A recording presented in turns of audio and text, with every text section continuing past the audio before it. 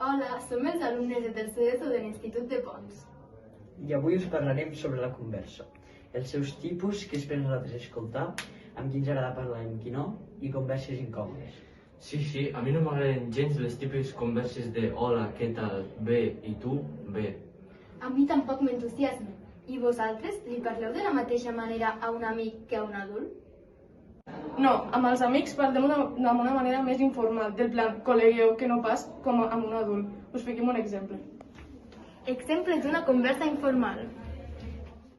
Ei, què passa, pixa? Hay minitas? No hi minites. Ah, mala sort. Exemples d'una conversa formal.